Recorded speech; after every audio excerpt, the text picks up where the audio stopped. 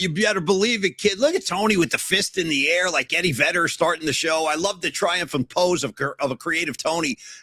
Totally. As a night flight gets lifted off the ground, kind of warms my heart to see all of our friends lining up, being an Arkansas Dave, a Rags in Jersey, a Ray Goodman, a Noemi, a Scarlet Fire. By the way, Scarlet Fire, I want to award you the pre-show post of the night tonight because, Tony, a couple of minutes ago, I just looked over there and Bonnie, yep. Yeah. And you mentioned Eddie Vedder. Yeah, it's nice to see happy people. Yeah. All right. Yeah. And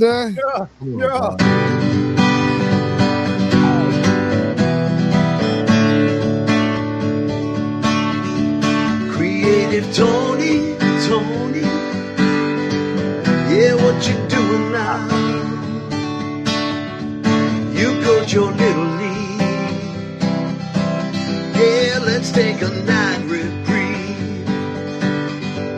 Gonna be some sweet sounds coming down on the night flight.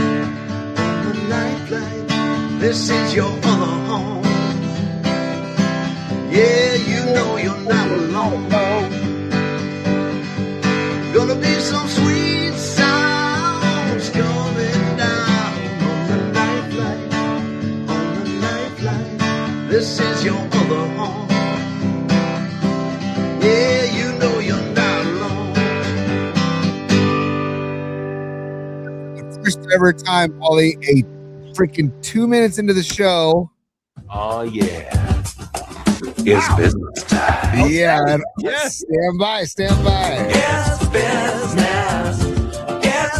business time. I know what you're trying to say. You're trying to say it's time for business. It's business time. There we go. Yeah. Dude, look at this, man. Right out of the gates, the sweet Mad Hatter.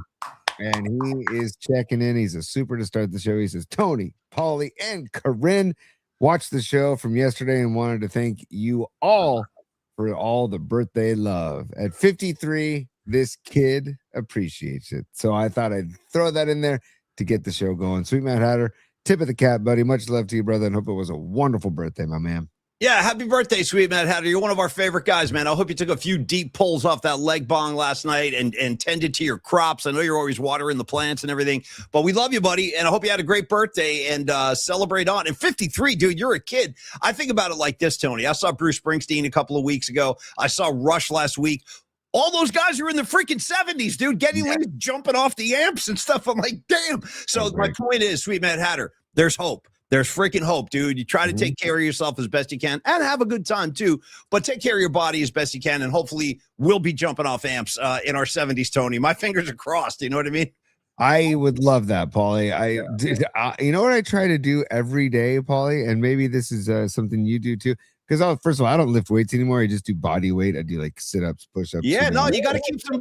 It's all about tone. At our age, dude, it's not about like getting buff. It's just about like having muscle tone. At least that's my approach. Yeah. Yes, and I'm gonna whenever Rick Springfield decides to launch a workout video or a workout book, I'm gonna buy it and I'll do whatever he does and I'll eat whatever he eats and I'll drink whatever he drinks because 76, dude, and the guy looks amazing. This has also never been done in PMP night flight history. Let me sound the alarm. Hold on. Yeah. I want you to take an emergency trip to Bookmarks right now. We don't have to do the whole song and dance. We don't have to do the dance party. Maybe later we can. But, dude, I got Springfield shirtless in Bookmarks, ripping axe. And then the caption is like, this man is 76 years old. I'm like, what the hell? He looks incredible. Now I get it, Patty. I get it. And by the way, keep this in mind. Rick Springfield, I've seen him. I've seen him live. I have. I really have. Let's see him. Wait, look at this, dude. Look at him.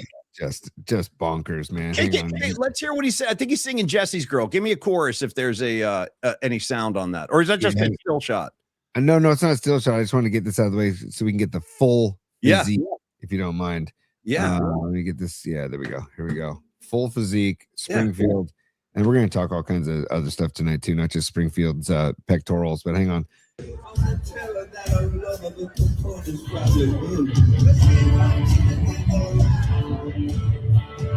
Dude.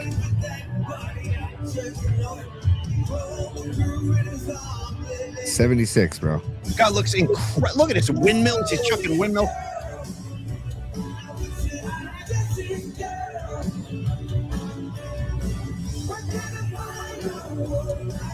By the way, yeah.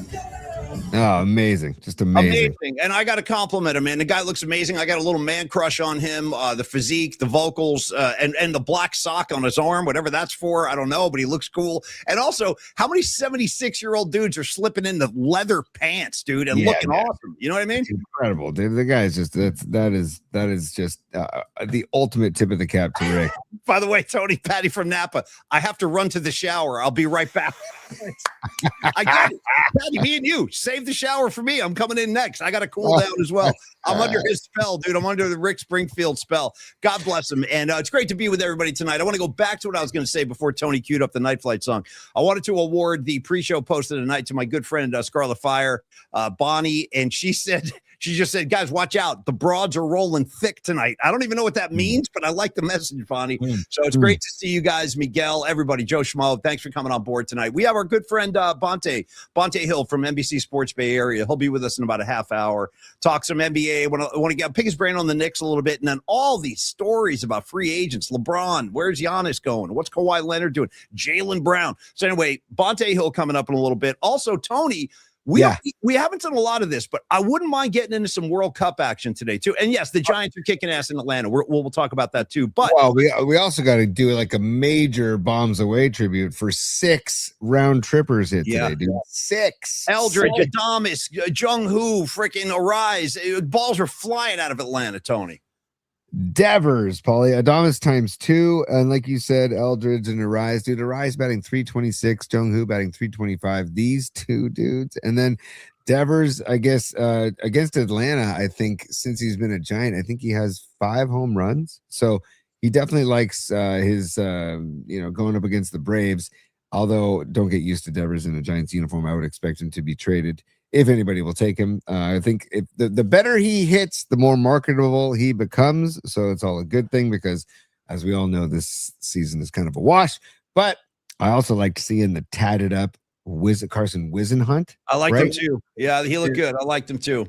And does that tell you that maybe Robbie Ray is definitely going to get traded because they have this young lefty who's ready to just kind of slide in? I'm not saying that he's Robbie Ray-esque. I'm just saying they obviously love this kid. They've been talking highly about him and been eagerly awaiting him to come up to the bigs, but didn't want to rush him. Now he is there today. 5 strong innings, in Atlanta. Great to see that. But yes, Paulie, we can also talk World Cup action all damn day. I can't get enough of the World freaking Cup. And by the way, shout out to freaking Africa, dude. We've got Cape Verde, and now we've got the Dominican Republic of freaking Congo. Yeah. Like, come on, dude. Are you kidding me, dude? Like, it's just, it's incredible what's going on. And then Messi, freaking Messi. Well, what are you going to say about that? Did he score 3 goals? Is that what I'm hearing? 3. Jesus H with this guy. How old is Messi, Tony? Do you have any idea how old he is? I want to say 38. God bless him. I mean, universally, internationally speaking, he's got to be what, Tony? Top 5 most recognizable athletes in the world. Is that accurate to say? Say that again, Paulie, one more time. It's more of a question, but I would say, given his stardom, and it's a global thing with Messi, do you think he's like among the top 5 most recognizable athletes in the world today? 100%. And by the way, Paulie, he is about to turn 39 next week, June 24th. He's going to be 30 freaking 9 with those wheels and those legs. Sonic the Hedgehog, dude. The guy runs so freaking fast and he's always around the ball, and he's got that lefty just rocket of a leg, man, that just launches knuckleballs. Just like your friend Paulie Mack. A lot of people don't want to talk about this, Tony, but I'm going to bring it to the show. I write lefty. Take 2. I write right-handed. I play guitar right-handed. I do all the things right-handed, but I kick lefty like Messi. I'm a lefty kicker. Did you even know that, Tony? You know what's funny, Paulie? We've had this discussion years ago, and yes, now I didn't remember, but then now that you say that, it reminds me. And I kick right-footed, by the way, which is really funny because I do everything else. Nice, dude. Nice, yeah. nice. And by the way, Noemi, yes, I apologize. I did total slip of the lip. I love the way you move your hip.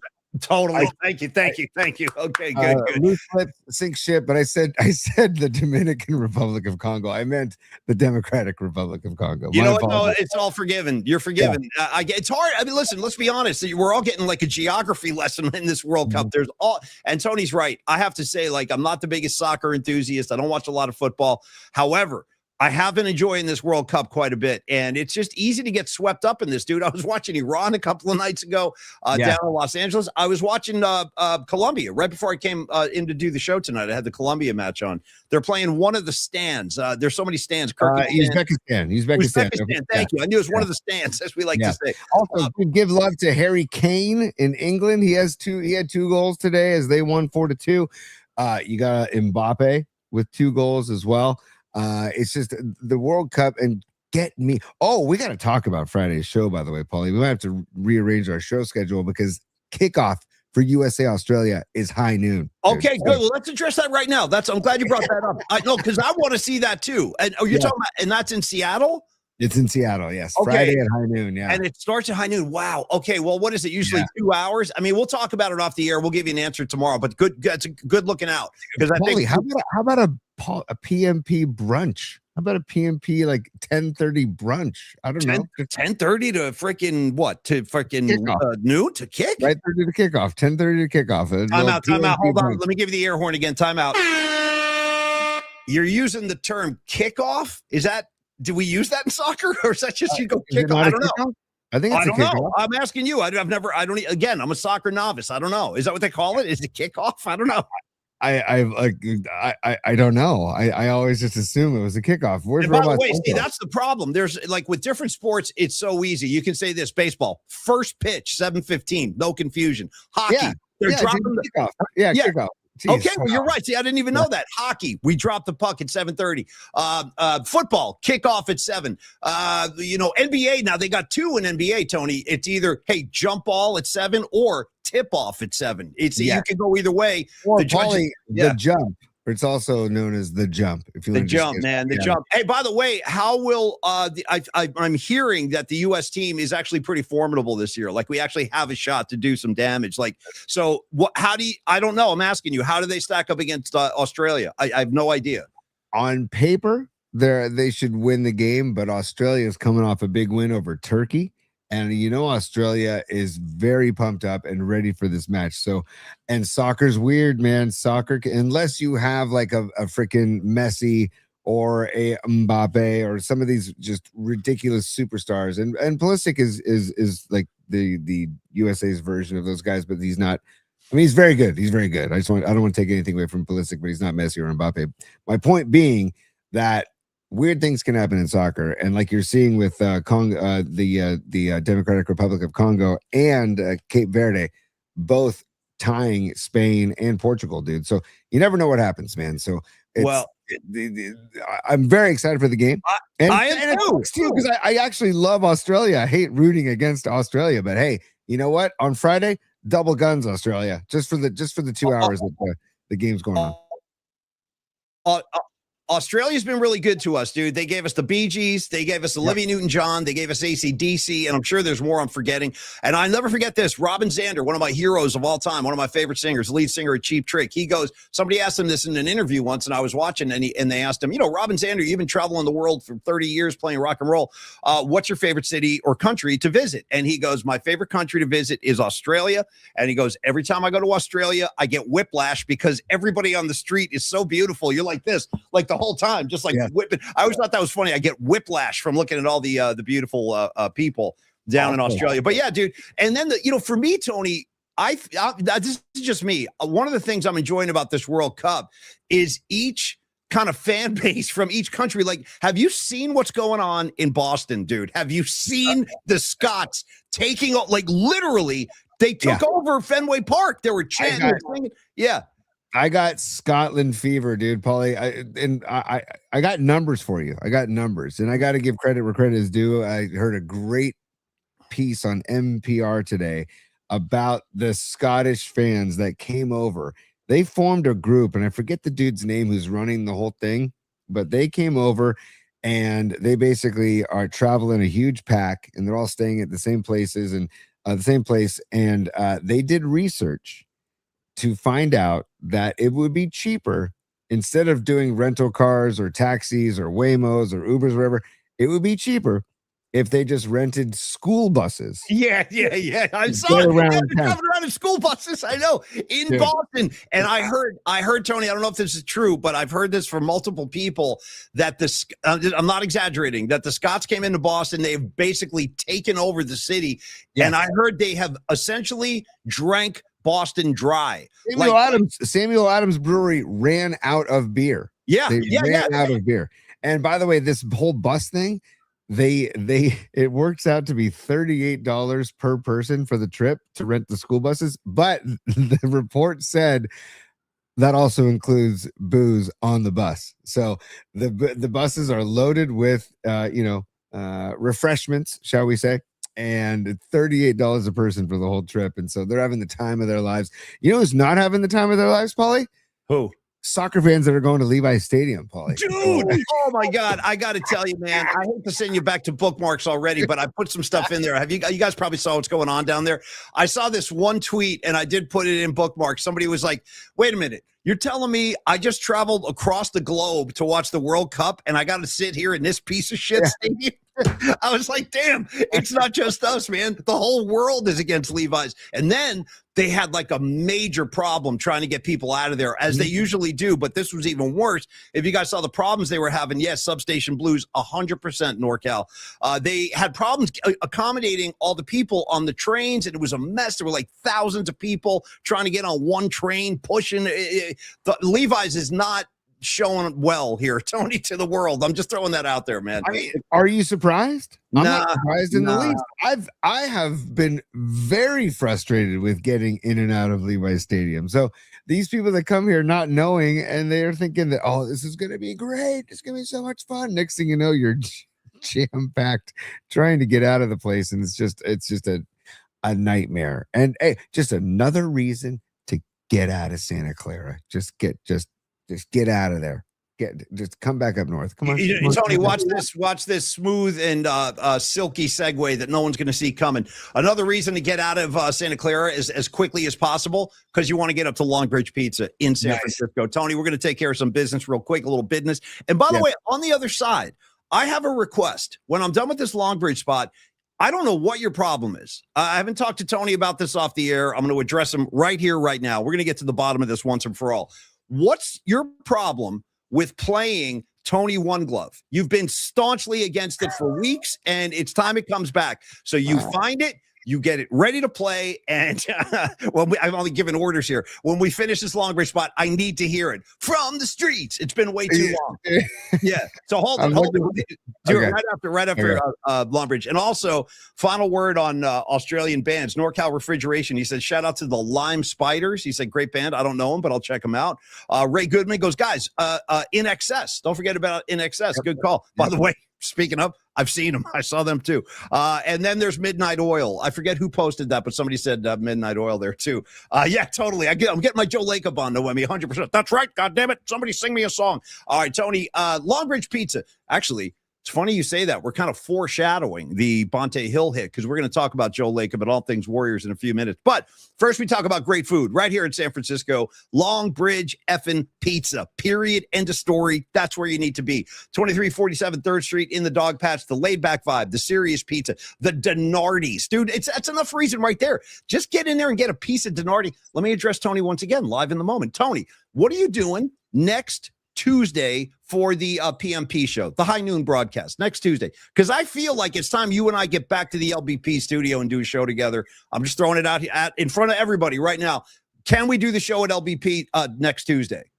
I think so. Yeah. Yeah, I think it's time. I need some Denardi. I need to get out of my own house. You know what I mean? And let's talk about that. But I'd love to do a show from LBP Studios next Tuesday if possible. And come on down and say hello. You know what I mean? We'll have a pizza after the show, and that way you join the Vibe Tribe. That's the kind of scene they've cultivated down at Longbridge Pizza. Neil Denardi really is. He's a great guy. He's very serious about making the best pizza in San Francisco. And you know what? He has succeeded. The Nico Pizza, the Sophia, the Loading Dock, the Polymac Particle. Like I'm holding the J in my hand, for God's sakes, on the cover. What are you waiting for? Here we go. Dude, walk me through it. Oh, there's all peaches. I see pecan right there. Yeah, there's all kinds of stuff. This is our Instagram bookmarks, Paulie. We have a lot of stuff in here, but I wanted to get to look at that. I wanted to show the sandwiches that they served today. This is the Drunk Cluck, which is the vodka sauce on the chicken parm, and then they have the regular chicken parm, and they have the meatball sub and the meatball sandwich today, and the Vinny's Gabagool, that's on Wednesdays. And then I'm gonna stop sharing for a second, Paulie, because I also wanted to show the Detroit stuff. Yeah, the squares. Oh, stand by. Tony loves his squares. There's no getting around it, folks. We all got to deal with it. Tony loves his freaking squares. Yeah, look at that. Come on. How are you gonna mess with that? No, you're not gonna mess. You're gonna eat it and you're gonna be very happy. That's what you're gonna do. Look at that bad boy. Oh yeah. And a reminder, sourdough. Okay. Sourdough, Detroit style squares. I mean, look at the crusty cheese on the side. I mean, Neil Denardi and Andrew Markoulis, when they put their heads together and said, you know what? We need to do this. They knocked it out of the freaking park, man, because they are just crushing it with the menu, crushing it with the vibe, crushing it out there in the dog patch, Paulie. I'm so thrilled to be partners with them and buddies with them. And there's Gabino, by the way, if you're ever wondering. That's Gabino, the front of house. I mean, it runs front of house, by the way. So great. I am partial to the squares on Thursdays. So sandwiches on Wednesdays, squares on Thursdays, and don't forget the smack stack and the chopped cheese on Tuesdays as well. Thank you, Tony, and thank you, Longbridge Pizza. We freaking love you guys. And hopefully, if Tony green lights it, we'll do a show from there next Tuesday, because I'm due. I'm due to get back to LBP. It's been too long, and I would love to do that next week. Apparently, we have a World Cup update. We have a goal. I think it was not Colombia, but the stand. Uzbekistan, is that how you pronounce it, Tony? Yeah, I think so, yeah. Uzbekistan, yeah, they just scored. It's 1-1, so we got a tie ball game. Robot Center holding down the PMP sports desk. Tony, I believe Paulie, I apologize. I'm doing this. I'm just going to do it because I've been meaning to do this on the show, and I brought this up for you earlier. But since you saw Rush last week, I can't wait. I don't know what this is, but I see YYZ. Let's go. Remember I was telling you about the girl who tap dances to heavy metal songs? Yeah. Remember I was telling you about her? Yeah. Okay. Here she is, probably doing YYZ. Hold on, time out, Tony, real quick before you go. Wait. Yeah. I just want to clarify. And this is a question. I'm just curious. Do you, and I'm not saying you're right or wrong. I'm just curious to see what you're saying about this. Do you think YYZ is a metal song? Oh, it's a song unto its own genre. Yeah, good answer. Yeah. It's got the heavy guitars. Like it's a powerful rock tune, but Rush is like their own thing. I don't know if you call them heavy metal or not. I was just curious how you would. It's like classical music gone metal. Nice. Well said. And where is this girl from? Where is she from? I don't know. Her name is Ariel Hyatt, and her account is Ariel Hyatt Tap Dance. Okay? I think we should get her on the show. Let's get this girl on the show. Ariel Hyatt Step Dance. Here we go. Dude, already.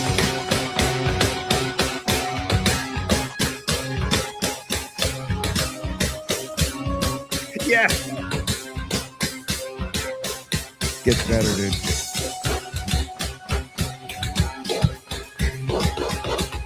And she's always smiling too, which I really appreciate. I think I'm in love. I think I've just fallen in love. Dude. Here we go. You ready? Here we go. Damn! 2, 3, 4.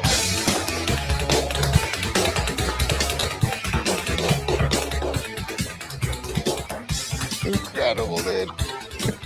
I don't know what to say. Isn't that incredible, dude? No, keep it coming. More.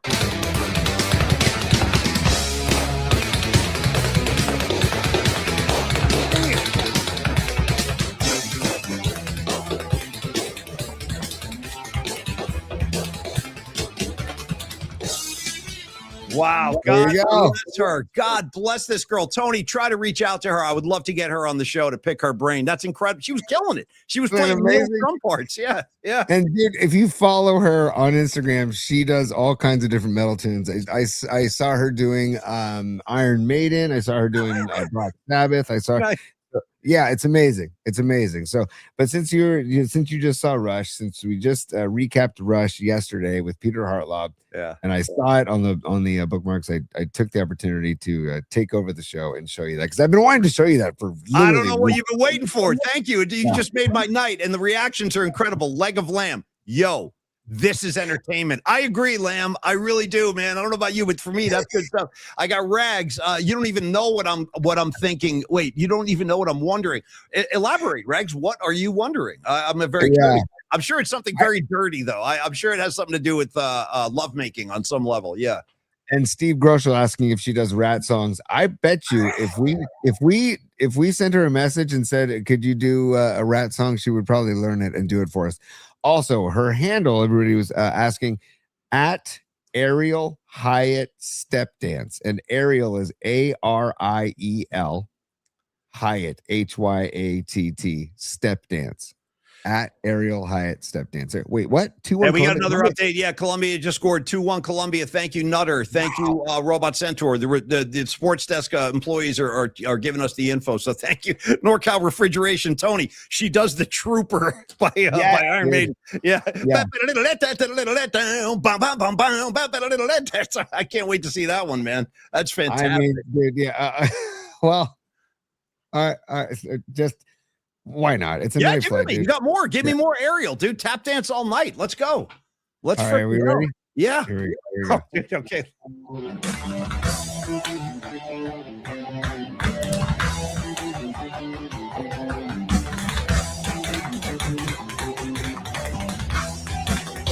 Damn. Amazing. Hey, Tony. You know what I'm thinking? Did you see the comment, by the way? Whoever Lillard or whoever says, "I got a knee disc and an Achilles tendon rupture by seeing this video." I mean, I'm thinking about asking this girl to sit in with me on Saturday night. Just set up your plywood and just let it get after it, dude, while we're playing. You know what I mean? Yeah. I'd love to have her jamming with us. All right, Tony, and thank you for that very, very much. That's literally the best thing I've seen all day by a mile. Yeah, right? Wasn't that fun? That was thank you. Fun. Thank you very much. Now you can also do your friend a favor. Your friend of 30 years is asking you for a favor. I need one glove. I need you from the streets. Give it to me. All right, can I?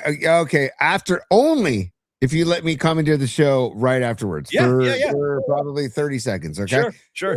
But you want to do one glove, Paul? You want to do one glove? I need it. It's been way too long. This is the right one. I think this is the right one.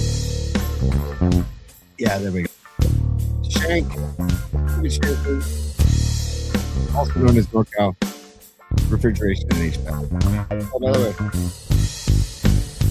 Yeah, right here too. Right there. He's got the top 3. He wears a beach robe from the streets. Of San Carlos. Raised in the fog. Trained in the flame. Yet you know this gangster's name. There's only one gangster we all love. Tony One Glove. Yeah, there you go, dude. There you go, dude. I needed that. I needed it. Yeah. Yeah. Shank, whatever we want to call you, dude. David, thank you so much, man. I love that he went into the studio and said, I am going to just freaking drop some serious bass and drums and lead guitar and vocals and just crush it. So thank you, Shank. It was great stuff, man. And now, Paulie, if you don't mind, let me just play like 3. I'll give 3. Bombs away. Okay, that is for Adamas's 2 home runs. Okay. Bombs away. That is for, let's say, Jung Hoo Lee and Arise, both the 2 of the top leaders in MLB and batting average. Their home run. Thank you. And then bombs away. That is for Devers and Eldridge going deep. And also Eldridge playing a good first base today, too. So I know the Giants record sucks, but again, it's not the frickin' hitting. That's the problem. No. It's the pitching. And we got it. So Carson Wisenhunt with the tatted forearms. Let's go. I love it. Let's go. Tie yourself up and pitch me to some wins if you can, Wisenhunt, because I liked what I saw today too. Yeah, no question. And Tony, quick question. Why do the Giants play their best ball against the best teams in the National League? Like the Braves will kick their ass. The Dodgers will kick their ass. And then everybody else roughs us up. What is this? What's that about? I don't know the answer to that question. Only that it could be the old adage of, you play up or down to your opponent. That's all I can think of, really. I don't know. That's not a good sign, though. These guys are professionals. You should be playing hard every night you're out there. What's with picking your spots? You know what I mean? Well, I don't know what Paulie did. The sign says you got to have a membership card to get inside. So I don't know what you want to do. Wow. And the sign says long-haired freaky people need not apply, dude. Need not apply. Counts me out, by the way. Hey, I don't want to leave Bonta. Is Bonta in the waiting room yet? Yes, Bonta just entered the green room. Okay. So, let's get Bonta on the show as soon as humanly possible, Paulie, whenever you're ready. So Bonta Hill is one of our favorite guys. We go back a long way with this dude. You've seen his star rise, and he is the man now on NBC Sports Bay Area. You see him on Warrior broadcast pre and post. He's involved with the Giants broadcast as well. Pre and post, and the more Bonta, the better. And it's been too long, so let's get him in. I want to talk some NBA with Bonta, the finals, and little Warriors off season too. Also, Bonta brings up the handsome factor on the show by big time. So again, sticking with the principle that Tony and I swear by. If you're kind of a schmo like we are, you surround yourself with good-looking dudes, and then suddenly we start to hopefully our appearance improves. You know what I mean? A little bit, yeah. Yeah, here we go. So, ladies and gentlemen, there he is. Yeah. Bonta, great to see you, my friend. And before we get started, dude, I want to say congratulations. I understand you've just had a new baby girl, man. Congrats on that, Bonta. As you can see on the back wall there, all the artwork from my oldest daughter. There's a lot going on here. Yeah. In the Hill household. 3 girls in the house, man. It's a lot going on, dude. Yeah, a lot going on. Congrats. Hey, Bonta, how are the nights so far? Are you sleeping through the night? Are you up doing the bottle service? What's going on? No, my fiance gets mad at me. She's like, dude, you sleep through everything, dude. Yeah. Like, you're just sleeping through everything. Like, I don't hear it. I'm in REM sleep. But during the day, I get beat up. By the way, you guys are like rocking out. I was like just chilling in the green room. Like, dude, it was like a mini concert going on. Yeah. We do. We like to have some fun on this show, Bonta.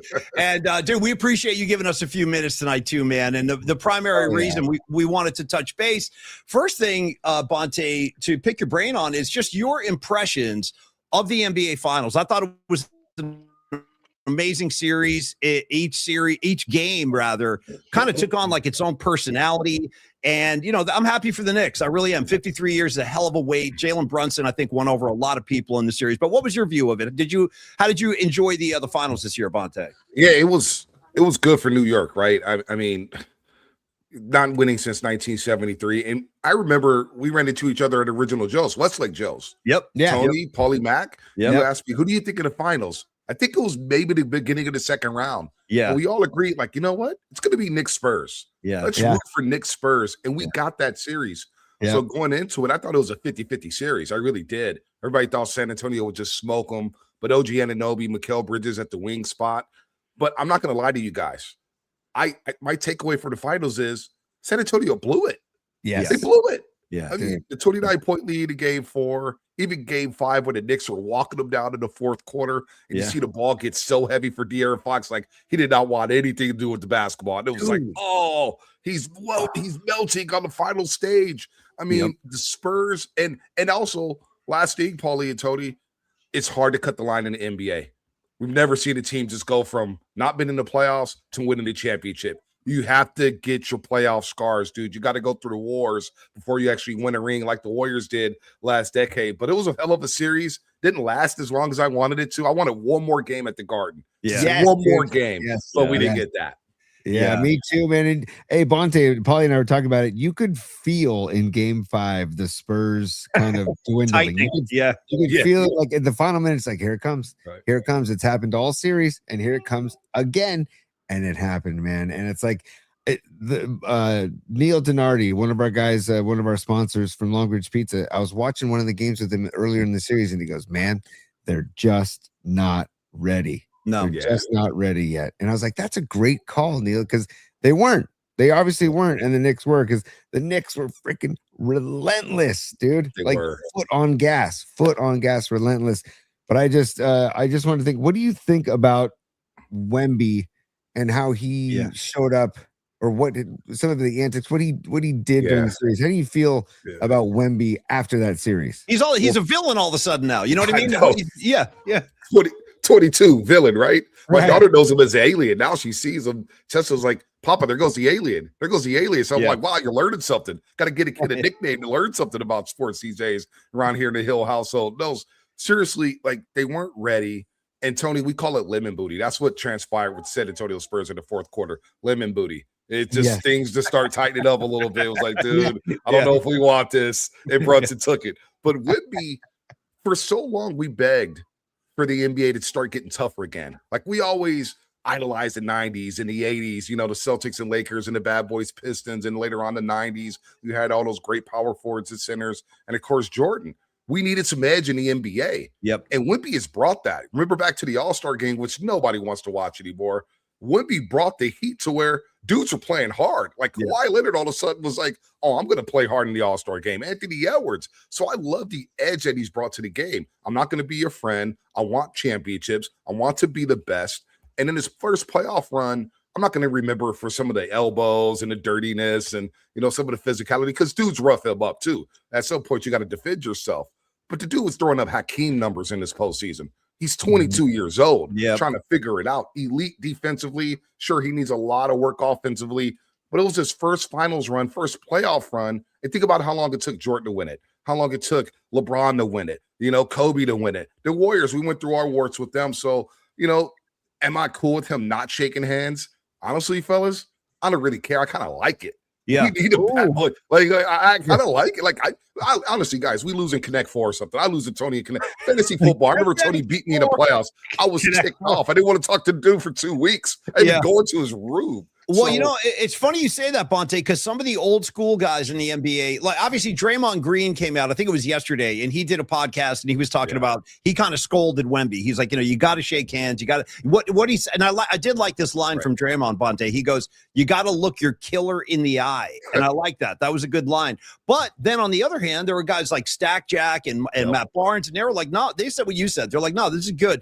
And if you go back to that era, the real physical era of the 80s and the 90s, I can vividly remember the Detroit Pistons walking off the court, not shaking the Bulls' hands. I remember Larry Bird, I believe Bird, McHale, all those Celtics guys, they walked off and didn't shake the Pistons' hand. So it's not the first time we've seen this, but I think that this kid has shown an incredible amount of grace. I really do, considering like he is so young. He essentially has become like one of the new faces of the NBA. And then in New York, dude, I was really bummed out there throwing eggs at him and stuff. I mean, that's not cool. There's no getting away with that. So if he cracked a little bit, like under the pressure, just in terms of his emotions, I understand. I do. He was holding it in for a long time. And then finally, I think he was just like, F this, I'm done, Yeah. I mean, Paulie, he's 22 years old. I think people forget that. Then you got these people in the national media giving these sweeping proclamations about Victor Wembanyama in his third year and being 22 years old and leading a team through a postseason run. I'm with you. Like I remember Little League football. We lose a game up in Miranda or something. We're walking through the handshake line. We're not looking at the dude. We're balling our fists. And Robert Horry said the same thing. This dude won 7 championships. He's like, I don't want to shake nobody's heads. Dude just kicked my ass, and I got to look him in the eyes. Now I'm going to the locker room. I'm going to fume for a little bit, take a shower, and then have nightmares about this loss. So I think people are just looking to make a big deal about nothing. And it's to say today's society, I just noticed too many people complaining about everything. How about you to enjoy the finals? Enjoy the greatness that we're watching, whether it's on the diamond, on the hardwood, on the football field. Everybody's complaining. We got a young superstar from France, who's going to battle with the likes of Anthony Edwards, Shai Gilgeous-Alexander, this New York Knicks team for many, many, many years. But people want to look at the negative and, he didn't shake hands or whatever. How about the 5 block shots? How about the double doubles? How about the numbers he put up to be alongside Magic Johnson and Hakeem Olajuwon and Wilt Chamberlain? So I think it's much to do about nothing. He'll hopefully learn from it and develop a go-to move. But they gagged that series. There's no doubt. Do you think? Go ahead, Tony. Go ahead. De'Aaron Fox. I want to talk about De'Aaron Fox for a second. Boy, what a disappointment, man. Yeah. I still Can't believe he didn't dribble the ball out with 12 seconds left. When The he got that Anunoby block. breakaway. Yeah, the block. Yep. Right. And hey, credit to Anunoby, who had a hell of a series too, by the way. Hell of a postseason, getting back down the floor to even contest that shot. But I feel like his best days might be behind him. Am I wrong there? Do you agree? No, you're not wrong there. I talked to our boy, but not the flex or anything, but I work with Chris Muller. We love Mully, dude. We all love Mully, of course. And I'm like, Mully, I think the Spurs are going to have to trade Fox. I think they're going to have to trade Fox because Dylan Harper's ready to take that throne. Like Eddie Jones had to leave the Lakers for Kobe to finally get that spot and take another step. Monte Ellis getting traded from the Warriors for Stephen Curry and Klay Thompson could do their things and become the Splash Brothers. That contract is nasty too. I mean, he's going to have a top 10 contract in the NBA. Mm-hmm. And for him it wasn't even just to play with Anunoby. Like, yeah, you got to pull it back out and get fouled and go up 3. But it was the entire second half. The third quarter, the dude had 2 turnovers of back-to-back possessions where he throws it away to half court, and the next possession throws it away, and he's smiling at the Garden. Dude, Spike Lee is taunting you. John Starks is basically under the rim taunting you, and you're smiling on the Cubs blowing a 29-point lead. So they've got a situation there in San Antonio where they need some size next to Wemby. But you think Dylan Harper's going to want to come off the bench next year? Stephon Castle's like, dude, move out of the way. I mean, stock down on De'Aaron Fox, and he's a good dude, but I didn't like the nonchalant attitude that he had after Game 4. Like, I thought I could outrun him. No, dude, you made a terrible basketball play, and then you followed up with Game 5 where he looked terrified to be on the floor in the second half. So San Antonio's got a situation there where they're going to have to try to move off that money, and that's going to be difficult to do. It's almost like I would have respected him more if he would have owned it and said, you know what, I messed up. I messed up. It was the heat, and also that goes to show you how much of a factor the Garden was. Oh, that place was, I mean, the roof was flapping, dude, in Game 4. It was out of hand. Yeah. Wemby taking free throws at the Garden and the massively huge deep breaths he was taking to try and gather himself. Like, and how loud, and all the different eruptions. There's a great mashup on Twitter, on social media about all the different crowd eruptions in that Game 4. But I just feel like if he would have admitted it and just said, you know what, I messed up, people mess up, it just, I would think he would have gotten a lot more respect, I think. How about this, fellas? Mitch Johnson, the head coach of the Spurs, who I thought was doing a tremendous job up until the finals. Remember, there's subtle moves that these coaches make, and I'll use the Warriors since we're local here. Steve Kerr, Andrew Bogut, you got to hit the bench in the 2015 NBA Finals. We got to start Iguodala. It's not working out, and they go on to win a championship and flip the entire series. You have to make difficult decisions. And Mitch Johnson, who hasn't coached at this stage before, all of a sudden we're going to keep the ball in Fox's heads. I don't care about social media. We're going to put the ball back. No, dude, you're being arrogant right now. And then Dylan Harper goes in Game 5, and he is hooping. Yep. And it was so funny midway through the fourth quarter, fellas. Dylan Harper is basically jettisoned to the corner of the court. Yeah. He pulls out Wemby, and he runs 2 straight possessions where he's running a pick and roll with De'Aaron Fox and Luke Cornett.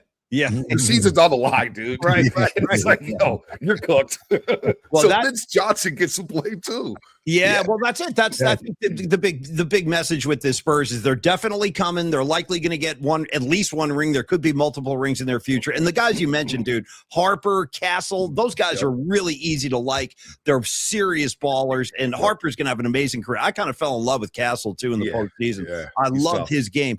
Bonta, I want to ask you this, man. With the Knicks winning this title, I believe now this is the 8th consecutive season where the NBA's had a different champion. Nobody's repeated since the Golden State Warriors. My question is that good or bad for the NBA? Like, are we getting to the point where you almost kind of miss a dynasty, a powerhouse team? I do love a good dynasty, right? Me too. I mean, I love a good dynasty. Teams go back to back. They're going for a three-peat. I mean, it's possible in today's landscape in the NBA where the Warriors are the last dynasty because of the CBA and this first and second apron that we're still trying to figure out what the hell's going on. Are they under their apron? Are they over the apron? What's the non-taxpayer bid level? It's still confusing. And now you add in the new lottery rules, which is even more confusing. It feels like I'm taking calculus. I'm just trying to cover the NBA draft and figure out what's what. Like, are we going to MIT or watching basketball, dude? So I miss the dynasties. I guess it's good because there's a lot of fans in the NFL that love parity, right? You don't get dynasties in the NFL no more. Although you could say the Chiefs were dynamic and they had their run, and the Patriots had their run, but the Chiefs were good for the league. It was good to hate them, right? It was good to hate Tom Brady and the Patriots. We do need a dynasty. And if the Knicks went back to back, you get everybody hating New York. I think that's good overall for the league. I'm not sure I like the parity because you have all these different champions and different finals matchups. And you could look at it in a couple of ways here, Paulie and Tony. Are injuries looming larger in the NBA because teams aren't healthy? If OKC's healthy, I believe they beat San Antonio. Yeah. Hands down. They win the championship. They go back to back. And already the people who hate OKC, they hate them even more, right? It's like, oh, these foul baiters. They go back to back. The league is ruined. So I do think we need a dynasty. Perry's okay, but when everybody thinks they have a chance, now you got teams that are not going to play hard in the regular season. All of a sudden, teams are going to think, oh, I could just walk into the playoffs as a 6 seed and walk into the finals and maybe still a championship. I don't like it. I don't like the play-in tournament. I need a dynasty. I miss dynasties. I'm with you, Bonta. I feel the same way. I really do. And like you said very well, it's like not only if you're a fan of the team that's on the dynasty, it's just as much fun to hate that team's guts, like if you're against them. So you're right. It has been kind of missing. You mentioned the Warriors. Let's just dive in for a few minutes and we'll let you go, Bonta. But like all this talk in the postseason about LeBron's coming. I think I read it was Monte Poole today who was like, dude, hold your horses. It's freaking talking to the Lakers right now. So what's your just like kind of impression or feeling about that whole storyline? Because it's the drums were beating and then all of a sudden it's really cooled down. What do you think is going on there? Yeah, well, we know Joe Lacob. He loves all-stars. I'll never forget. He told me one time, look, I may not have these 4 all-stars, and it was Kevin Durant, Draymond, Steph, and Clay at the time, but I will have 4 all-stars on the floor at once. And I'm like, okay, dude, like he loves the stars. And I know they shot their shot with LeBron a couple years ago, Clay's last season with the Dubs. I think it's unlikely. You think LeBron James going to take the non-taxpayer mid-level and play for $15 million when he's still averaging 25, 7, and 7? I just don't see that. And he's going to come join his biggest competitor, which prohibited him from winning multiple rings. It's Stephen Curry. I just don't see it. I don't see Kawhi. I don't see Giannis. I think what the Warriors are in no man's land, where they're going to have to ride this next year out, where you got $72 million on the shelf with Jimmy Butler and Moses Moody being hurt. Draymond Green has a $27 million player option. I think he opted into that 3 years ago. He's not saying no to $27 million. You know, Porzingis, what do you do there? Do you re-sign him where he may only play 50 games? Like Monty Poole told me today, he was like, the hope is he could play 50. Well, geez, I need him for 70. Yes, season last year. You know? So I don't see the LeBron James situation happening. It's a pipe dream. And usually when there's a lot of smoke and you hear about it over and over and over, it tends not to happen. So I would put my bottom dollar on LeBron James not joining the Golden State Warriors. I'd be totally stunned if that happened. Okay. LeBron, be good for business, though, fellas. I'm not gonna lie. Bonta, be good for business. And like we said, Joe Lacob, bring me LeBron. Damn it, bring him to me. I mean, he would. I mean, that would be Lacob's freaking dream right there. Tony, go ahead, man. I'm actually glad you're saying this, Bonta. But I wanted to just go back to not just the finals, but the past season and the postseason. I thoroughly enjoyed the fact that the finals, the word flop wasn't really ever used in the finals, and that it wasn't a factor at all in the finals. And we had a great suggestion from our main man Fareed on our chat a few weeks ago about we should do a penalty box for flopping, and if you get caught for flopping, you get a minute on the sidelines of the penalty box. But in all seriousness. Wouldn't that be cool? 2-2 zone. We got 4 guys on defense. Just run a 2-2 zone. I'm in. Tell me in. I'd love that. Spice it up. Man. Exactly. But we also have the idea too of like, a challenge system for flopping. Do you think that there's anything the NBA could do to kind of, just limit or get rid of the flopping? Because it did become a problem this year, like more than any other year before. You got to hit them where the players hurt, right? Where do the players hurt? When they get money taken away. Cash. Start finding dudes. Repeat offenders, double it up. Nice. Triple it. Quadruple it. Just you got to do something about it, or just assess a foul for flopping, because it's out of control. What OKC was doing, I mean, they're too good to do that. You're already talented. Thank you. Stacked. I mean, Paulie, dude, these dudes were falling. Dude, the big man from Arkansas, Jalen Williams, was flopping. What? I mean, come on, dude. They're charting this. Now you got dudes out there charting how many times SGA falls. I know. We Right. have to do something about this, man. It is out and of control. Bonta, I was at my son's 6th grade basketball game and kids are flopping, dude. Like and the refs are falling. They're flopping at CYO, Bonta. They're flopping at at CYO. CYO, dude. I'm serious. It's crazy. Yeah. So and refs, they see the kid fall on the floor, whistle blows, and next thing you know, he's on the stretch. So I feel like there's something that's got to be done about it. And you're right. Get him in the wallet, get him where it hurts the most. That's probably the way to go. I love the challenge system, like a flop specific challenge, and go to the replay booth and say, you get 2 flop challenges a game, and like Kirk could go, he just flopped. Go to the replay, and if you win the replay, obviously you get the ball and whatever. But Tony, what's that? Give them back the challenge. Like this is so dumb. You win a challenge, and you don't have another challenge. Like you get your 2 challenges, and if you go 2 for 2, I don't get another challenge. Agreed. You should be able to get your challenge back. Like, it's backwards, man. Bonta, as crazy as this sounds, and I've wondered about this for several years now, and I do you think this is a crazy question, man, but I think there might be something to this. Do you think one of the reasons Steph Curry does not get the calls in the league, and then Steph gets his ass kicked every night? They're clutching, they're grabbing, they're pulling. He's got scratch marks on him like he just went 10 rounds with the Wolverine. No whistle. Do you think that part of the reason he doesn't get that kind of treatment from the refs is because he doesn't flop? I know that's crazy, but do you think there's something to that? Yeah, too nice, right? They're almost too nice. You got to let these guys know, like my boy James Williams, we call him Gucci Man. He's one of the referees. Looks like the rapper Gucci Man. Or Tony Brothers, who I can say it on this podcast. His nickname is Catfish. I mean, you go look at him. I mean, the guy's a crook. You know what I'm saying? You got to get into these dudes' faces. Like, clap a couple times, take a technical. It's like, dude, look at the scratch. How many times we see it, like you mentioned, Wolverine is just saber-tooth. It's just clawing at his neck and his shoulders. I mean, I'm glad that he plays ethical basketball, that he plays honest basketball. It doesn't go the route of a James Harden or Shady Gilgeous-Alexander, but it is criminal how many times he gets hacked. And I saw Stephon Castle. You mentioned Castle earlier. He was getting hacked all series, and he wasn't getting to the free throw line that time. So we've got to do better with the whistles. And the fact that he doesn't flop, I think that's what makes Steph Curry that much more lovable.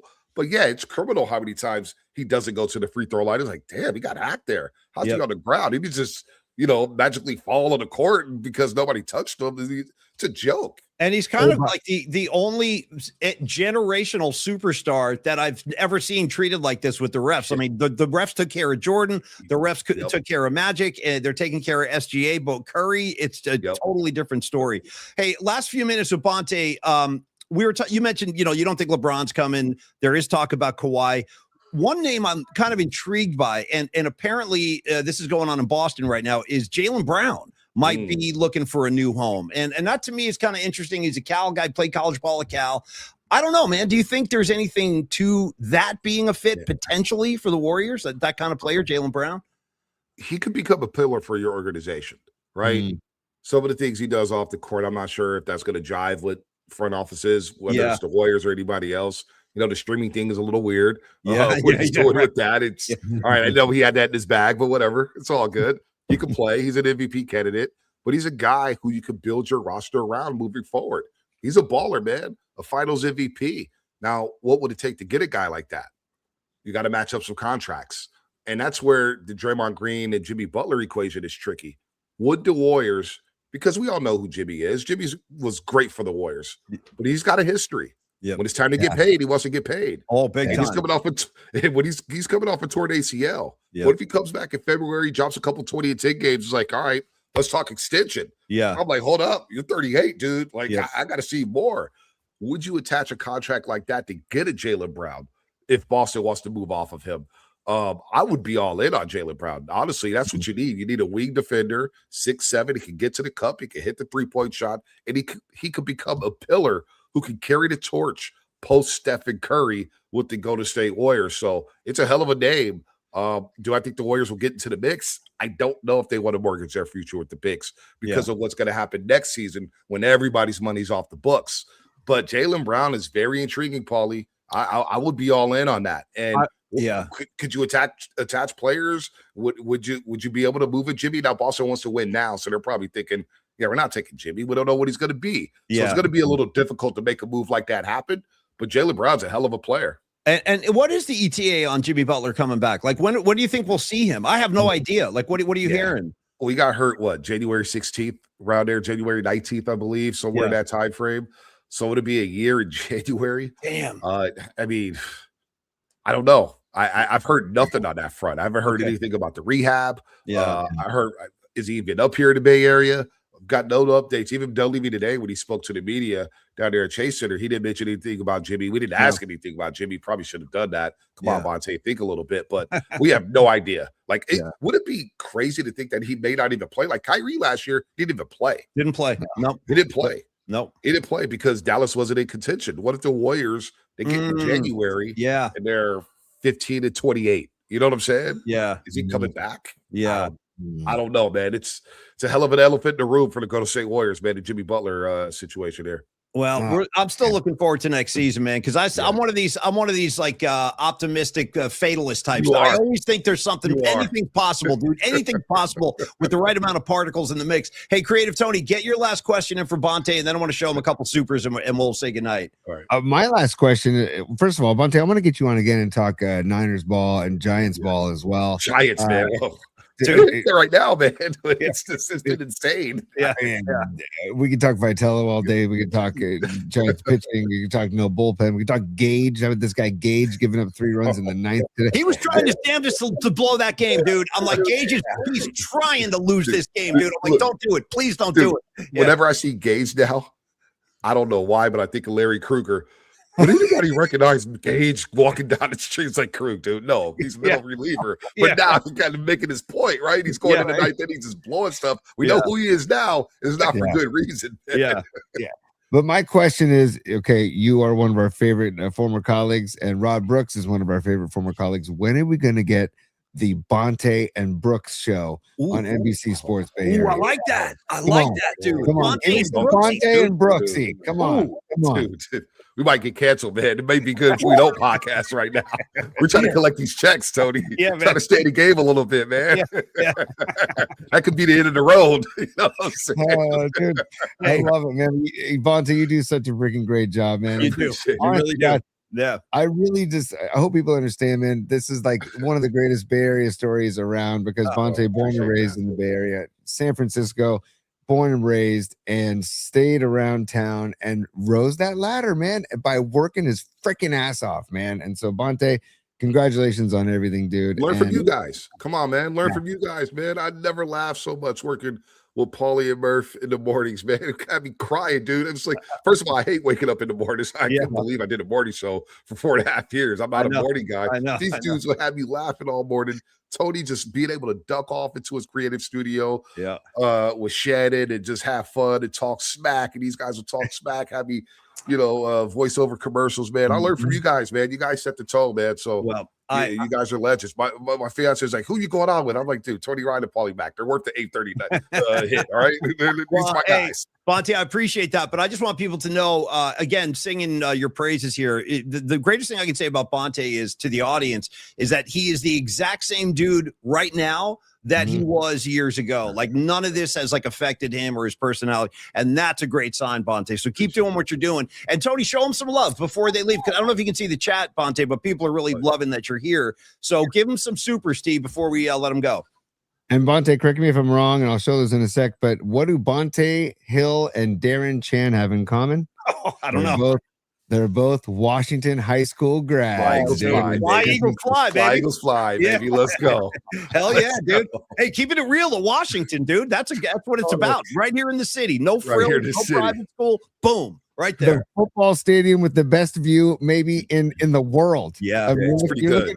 It's incredible. You're looking at the Golden Gate Bridge. Dude, I played Pop Warner football there. And then go to high school playing football there. And then all of a sudden, you see on maxpreps.com, top 10 stadium, high school stadiums. Washington High School, it's like, whoa, dude, we had the bridge. We used to eat lunch just looking at the bridge, dude. It's crazy. Crazy. Incredible. Hey, Bonta, one of our main men, Carlos De La Fuente, who is on the show all the time, and he's one of our partners. He says, Bonta rules. Thanks for the spring training chat that you guys had way back in I think it was March. Yeah. Guys, spring training, you want to talk about being optimistic, Paulie. Yeah. I came out of spring training thinking this is going to be the best Giants offense we've seen, possibly since the mid-2000s. Devers is smoking it. Yeah. Arise. Yeah. Oh, I was feeling good coming out of spring training, man. Yeah. Woo. Then the Yankee series happened. That the first month of the season happened. Dude, that used to happen to us every year. We're like, dude, I like this group. I really do. I like this vibe. These guys are going to do something. Every year it's like that. The vibe is so strong in Scottsdale, and then you come back to the city and you're like, no, man, we're going to do this. And now we're 15 games under. So what are you going to do? All right, Tony, give him another one. What else is up there? And we got one more. By the way, there's no way they keep Arise, right, Bonta? I want them to stay. I mean, I was signing for another 1-year deal, but I think they're going to try to get something for him, man. And his stock is high. I mean, he's hitting the hell out the baseball. Dude, he's got 14 strikeouts on the season. It's sick. Dude is a baller, man. He's like a modern day Tony Gwynn, man. He exactly. Yeah. Here we go. And also Sons of Johnny LeMaster. I mean, you want to talk another Bay Area legend, Sons of Johnny LeMaster. He says, Bonta, beers at Oracle Park, LFG. I love that. That's a legend, man. I see his tweets all the time, dude. He's holding it down for the Giants, man. He's locked in. Sons, no, he is. He's a legend. He's a longtime Giant fan legend here in the Bay Area. Just like you, Bonta. We love you, brother, and thanks for giving us a few minutes, man. Have a great night, and best to your fiance and your 2 new baby girls, man. Onward and upward, man. I didn't wake anybody up. This is success. It's a win. As soon as I log off, I'm going to get screamed at for being too loud. So, I'll blame you guys. Good luck, anytime, man. Good luck, Bonta. We'll talk again, man. Love you guys, man. See you, Paulie. Bonta Hill, everybody. You can see why he's one of our favorite guys, dude. The more Bonta, the better. You know what I mean? The more Bonta, the better. That's a perfect way to put it, Paulie. And I really do mean it. We used to have great hangs in the studio, and I was like, Bonta, you have great pipes, dude. Amazing pipes. Amazing pipes. I said, get in front of that microphone and voice this, whatever, Macy's script or whatever the hell it was, And next thing you know, you're doing the deep. And it was next thing you know, because when you do that job, you get really sick of your own voice and you need to get other voices on the station. Yep. And I grabbed Bonta. I said, get in here now. And he was freaking money. And then I'll never forget when he got the job offer at 95.7, and I was like, you have to go. Oh, go. Bonta, go. This is your shot. Yeah. You have to do it. And he was worried about burning a bridge. I said, it all depends on how you exit, man. I said, learn from me, dude. I didn't exactly exit the right way.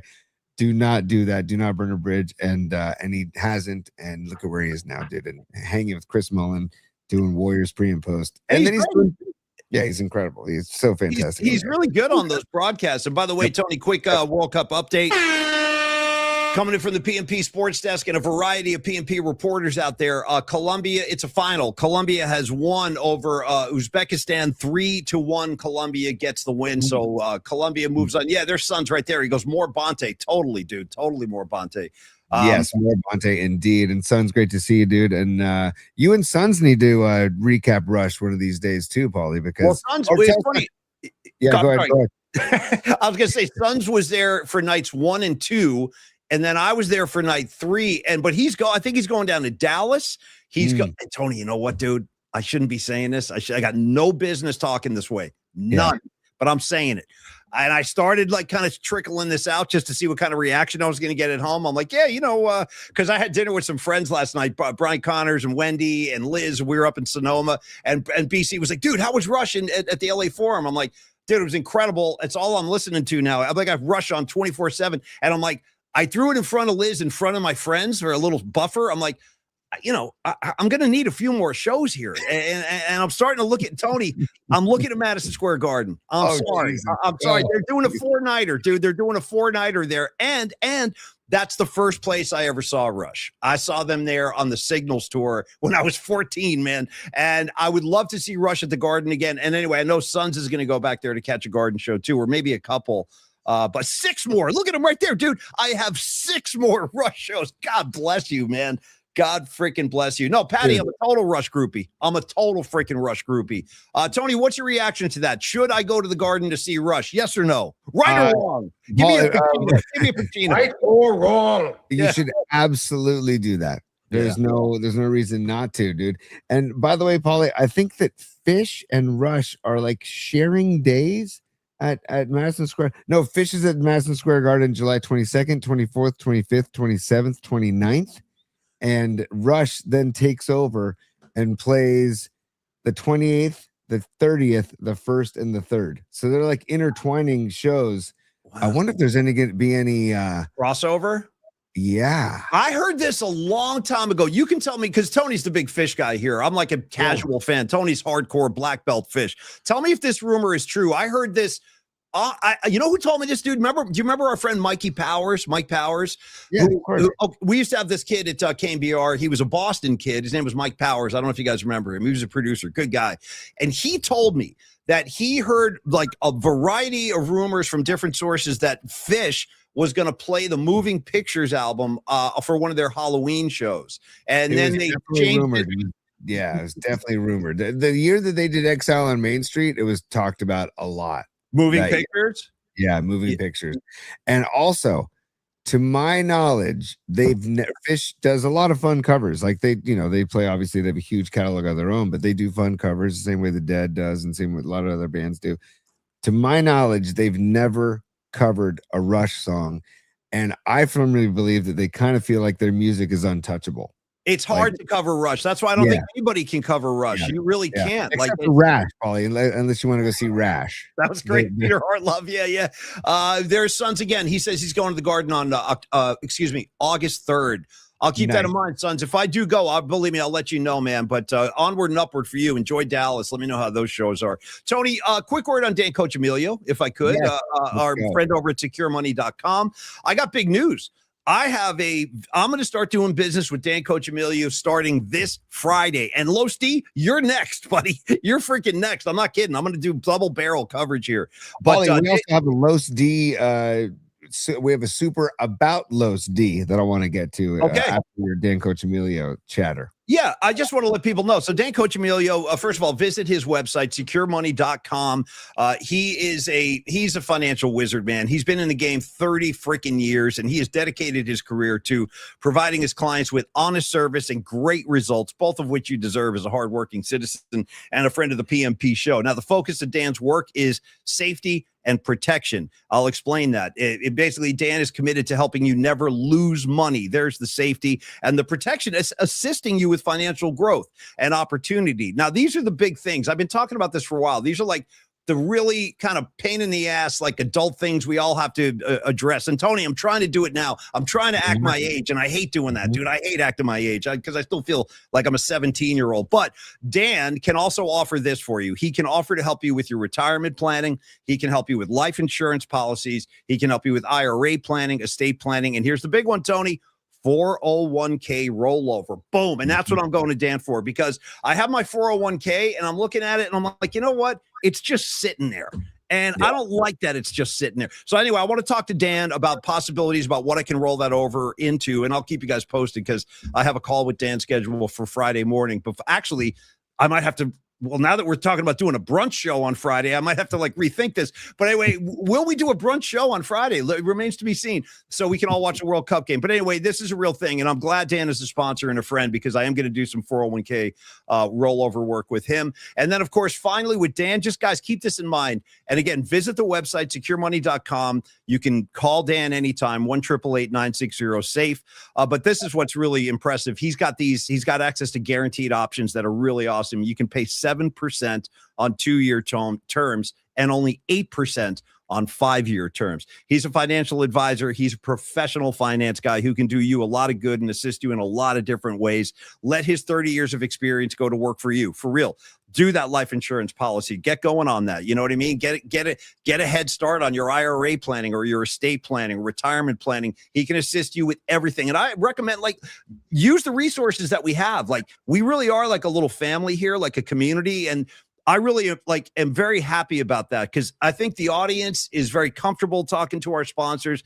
Like Los D has gotten rave reviews from so many people. Patty was singing Dan, Coach Emilio's praises, and now I'm going to be working with Dan, and you guys should too. Email Dan. It's Dan@securemoney.com, or call Dan Coach Emilio, 1-888-960-SAFE. Final thing about Dan, Tony, is he's also dropping hot takes on the Giants left, right, and center on his own show.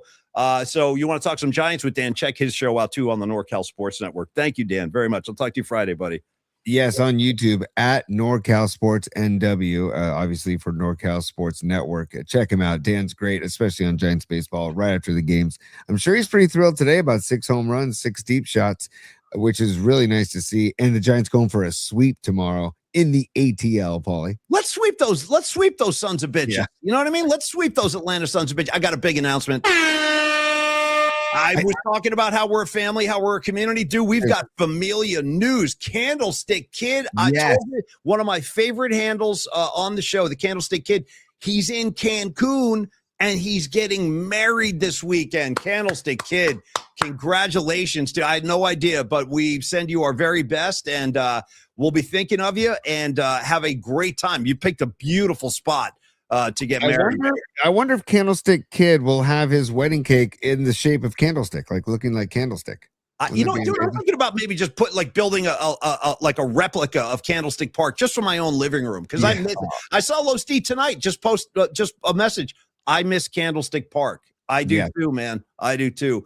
But congratulations. And speaking of Dan Cochimilio, he sent us a text yesterday of Joe Montana footage from the stick, and it just said, I don't know what I miss more, Montana or the stick, watching this video, because it was just, it took me back. Anyways, long live the stick, and congratulations, Candlestick Kid. That is fantastic. Checking in live from Mexico. It says, what's up? Candlestick Kid says, what's up, PMP Mafia? I'm live from Cancun, ready to get married this weekend. That's fantastic stuff, Paulie. Hey. And also, Paulie, let me know how it goes with Dan Cochimilio, because I'm going to need to be making the same call to him. And also, what Dan does too is he takes the language and of like 401k, and he puts it in, like, you know, layman terms. Layman terms. Just so people like us can understand. Tony and I are not, you want to sit down and talk hard finance, believe me, Tony and I need like a cheat sheet. So Dan can speak to you in terms that we can all understand. And I will let you know how it goes. And I expect it to go very well. All right, Tony, a few more minutes left in the show tonight. I'm going to ask you, what direction do you want to go? Do you want to talk Giants, or do you want to maybe think about like an extended jam session in bookmarks? Because I've been stuffing bookmarks, dude, and we're never getting over there. I know we did a quick Rick Springfield tonight, but there's so much more. I'll let you make the call. You're the executive producer, and you make the decision. So you tell me what you want to do. Considering that the Giants are sucking, even though they're about to try and sweep Atlanta in Atlanta, I think we should do bookmarks. And Paulie, I also want to say, Robot Centaur, we did plan to talk about Max Crosby. He was asking if we were going to address Max Crosby in the rumors. We can do that. Sure. Go ahead. Yes. Well, Niners and Eagles both curious, or possibly pursuing Max Crosby, Max with 2 X's. And I don't know. First of all, do you see the Raiders doing that? Number one. And then number 2, do you want Max Crosby? I don't know. I don't know if I do. So your thoughts, Paulie? I mean, I do know this. I know he's like very close with Bosa, with Nick Bosa. They're boys, and I know that they would love to play together. I do like the idea of having Bosa and Crosby applying pressure to the quarterback at the same time on opposite edges. That's a lot to deal with for an opposing offensive line trying to contain. Because Nick, you've seen how they handle Bosa. They tackle him, they grab him, they hold him. You never get the flag on that. Crosby, you know what, Tony? Yes, I'd like to see it, but here's the thing: I don't think it's going to happen. I don't see it happening, but I know there's talk about it, and I'm sure he would like to come here. Look, Max Crosby is one of these guys. I don't have to tell you guys. You know how good he is, but he's on a dog-ass team, dude. Dog-ass. Also, back to Levi's Stadium, because we were talking about all the World Cup fans that have gone to Levi's Stadium. We're like, what the hell is wrong with this place? They're killing me. What's with this place? It sucks. Yeah. Could you imagine going from playing at the Death Star for your home games to Levi's Stadium? And I'm not saying that Levi's Stadium is a dump, but I'm just saying it's a major downgrade when you go from the Death Star to Levi's Stadium. You're not wrong, Tony. Again, I went to that stadium. I saw the Rolling Stones there, like back in like 20. You know what? It was 2021. It was like right after the pandemic kind of ended and people started coming back out. The Stones went right on tour, and I went to the stadium, and I got to tell you, dude, it's really, really nice. It's like being in and I'm serious. If some of you guys have been there, you know what I'm talking about. Yep. It's like, Tony, it's like being in like a luxury hotel. You know what I mean? Like it's plush. The concourses are very comfortable. They're wide. Like everybody can get around very easily. Do you remember how the concourses at Candlestick, how skinny they were? Like trying to go to the bathroom at halftime or go get a beer at halftime. Dude, it was like a mosh pit. You remember how crowded we get up out of my section, dude? It was like that little hallway. There's like thousands of people, but I never minded. I thought it was part of the experience, dude. Actually, stuff like that, believe it or not, did not bother me. No, it didn't bother me. But trying to get in and out of Levi's Stadium is it's just a nightmare. It is. And now these World Cup fans are just experiencing it for the first time. And they're like, what the hell? I traveled from wherever, what part of the world you came from to see this. And then and also World Cup tickets are not exactly cheap, dude. So you spend a boatload of money. Back to the Scottish, by the way.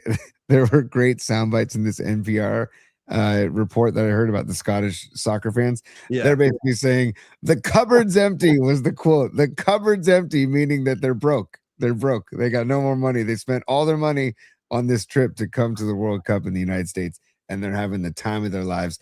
I'm glad that the Scottish didn't have to play at Levi's Stadium because you might have had some angry Scots at Levi's Stadium. Instead, they're in Boston, so that's good. Well, dude, the cupboard is empty could also mean, yes, they're out of money, but they're also out of booze because they drank Boston dry. You know what a severe amount of drinking that is? Because Boston's a big drinking town as it is. Like the Irish population in Boston, if you've never been to Boston, it's a trip, man. The Irish got the whole Irish thing in Boston is like, it's a whole different animal, and those guys are serious about their drinking, man.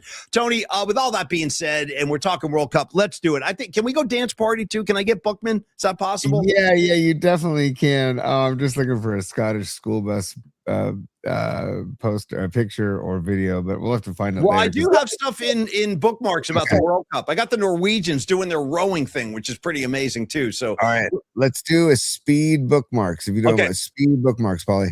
It's time. Sure, go ahead, laugh if you want to. For bookmarks. Maybe that's how you get your kicks. You and your good time buddies. PMP style. I got a flash for you, Joy Boy. Party time is over.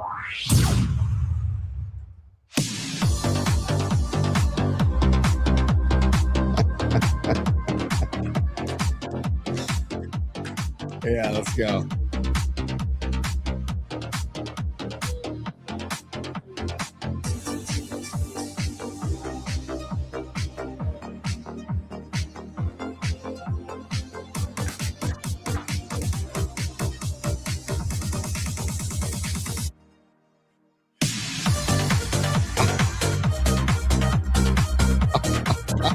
Hell yeah, Tony. Thank you, bro. Thank you. I needed that. I did. I needed that. Bookmarks time, kids. We've been depriving you guys of bookmarks. Not anymore. Let's get in, Tony. Tell me what you see. We'll just go through a few and then we'll wrap it up. Yeah. I can't get over how good that song sounds. We just stumbled on that thing. I just can't get over it, man. Here we go. Let's get into bookmarks. Let's start with first time. Yeah, here it is. Here's one of them. Go ahead. What does it say? Yeah. This says, first time in the USA to support my nation. What is this pile of shit stadium in Santa Clara, California? Dude, and this is not the only guy. There are like dozens of people complaining, like visitors from international visitors that are saying, dude, yo, your stadium sucks. Like I think it's like a recurring thing. So yeah, man, but that's one unhappy customer right there complaining about Levi's. Yeah. And notice that they covered up the Levi's. You see that? They covered the sign. Oh, wow. I guess because Levi's has not paid to be like visible as a sponsor for the World Cup, so they just covered that up. Yeah. So it's just stadium. Stadium. Yeah, Santa Clara Stadium, Tony, the one and only. And you also didn't have to cover up all of the Niner banners. Those are covered up too, or those are gone. Yeah. Wow. Yeah. Okay. That's how they do it down at the Vi, Tony. Yeah. Okay. All right. Okay, where do you want to go, Paulie? Just tell me. One. Let me do that one. I put that in there for a reason. So I'm just throwing. If any of you guys are old school Murph and Mac fans, you might remember this. So obviously that's Frank Sinatra right there, and the guy on the right is a guy named Tom Dreesen, and Tom Dreesen was a comedian, kind of a song and dance man of that Frank Sinatra era. And he was Frank Sinatra's opening act for, I think, a couple of decades. They were very close, and it's unfortunate. I got the news Tom Dreesen passed away, and we had Tom. If you guys ever listened to the Murph and Max show when we would go down to Pebble Beach, Tom Dreesen was a guest of ours every single year at Pebble Beach, and he was like all class, always available, like a total pro. The total opposite of a guy like George Lopez. Oh, dude, I got a crazy story, true story. Yeah, Tom Dreesen, he would appreciate this too. And I want to say rest in peace, Tom Dreesen. He was a really nice guy, old school showbiz dude.